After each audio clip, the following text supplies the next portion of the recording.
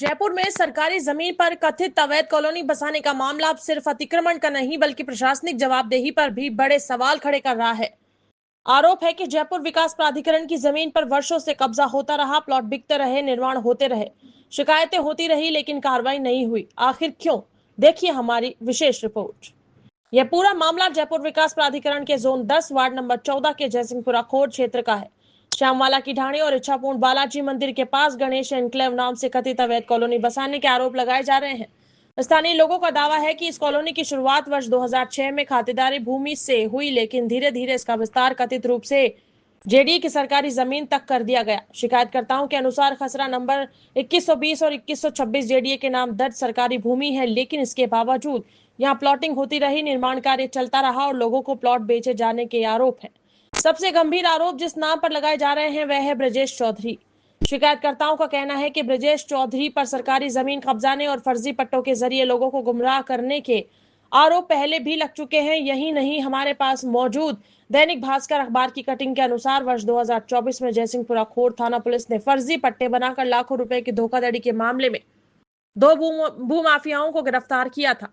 समाचार में बताया गया था कि आरोपियों ने कथित करीब 300 वर्ग गज भूमि का फर्जी पट्टा बनाकर धोखाधड़ी की। पुलिस ने सुक्कार की फिराक में आरोपियों को गिरफ्तार किया। अखबार में यह भी उल्लेख है कि मुख्य आरोपी ब्रजेश चौधरी करीब 15 साल से अलग अलग थानों में वांछित चल रहा था। शिकायतकर्ताओं के आरोपों के मुताबिक ब्रजेश चौधरी कोई सामान्य भू व्यवसायी नहीं बल्कि आपराधिक रिकॉर्ड वाला व्यक्ति है। आरोप है कि सरकारी और विवादित जमीनों पर कब्जा करना, वहां कथित रूप से अवैध कॉलोनियां विकसित करना और फिर लोगों को प्लॉट बेचकर मोटा मुनाफा कमाना ही उसका तरीका रहा है। शिकायतकर्ताओं का यह भी दावा है कि उसके खिलाफ जयपुर के विभिन्न थानों में कई आपराधिक मुकदमे दर्ज है। अब सवाल यह है कि यदि फर्जी पट्टों के मामले में गिरफ्तारी और आपराधिक प्रकरण पहले से दर्ज है तो फिर कथित अवैध कॉलोनियों का विस्तार आखिर कैसे होता रहा।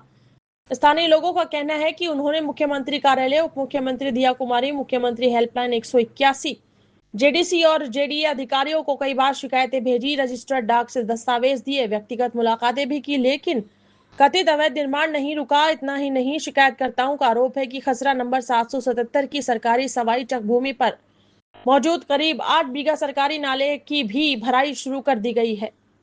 यदि यह आरोप सही है तो मामला सिर्फ अवैध कॉलोनी तक सीमित नहीं बल्कि सरकारी नाले और सार्वजनिक भूमि पर अतिक्रमण का भी बन जाता है।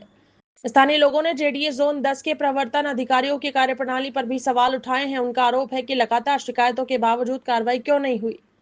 क्या भूमाफियाओं के हौसले इतने बुलंद है कि सरकारी जमीन भी सुरक्षित नहीं रही, या फिर भूमाफियाओं के आगे जयपुर विकास प्राधिकरण के कुछ अधिकारी नतमस्तक नजर आ रहे हैं? ये सवाल अब जनता पूछ रही है। शिकायतकर्ताओं का यह भी दावा है कि बोबाड़ी गृह निर्माण सहकारी समिति और बनेठी गृह निर्माण सहकारी समिति के नाम पर कथित रूप से पट्टे जारी किए जा रहे हैं। यदि इन आरोपों में सच्चाई है तो पूरे मामले की निष्पक्ष और उच्च स्तरीय जांच बेहद जरूरी हो जाती है। अब सबसे बड़ा सवाल, जब मुख्यमंत्री तक शिकायत पहुंची, उप मुख्यमंत्री तक शिकायत पहुंची, डीडीसी तक शिकायत पहुंची, तो फिर कार्रवाई क्यों नहीं हुई? क्या सरकारी जमीनों की रक्षा करने वाली एजेंसियां अपनी जिम्मेदारी निभाने में विफल रही, या फिर इस पूरे मामले में कुछ अधिकारियों की भूमिका की भी निष्पक्ष जांच होनी चाहिए?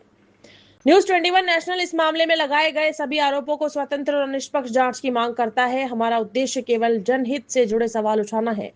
यदि जांच में आरोप सही पाए जाते हैं तो ये मामला सरकारी जमीन, प्रशासनिक जवाबदेही और संभावित भ्रष्टाचार का बड़ा मामला साबित हो सकता है। जयपुर से ब्यूरो रिपोर्ट।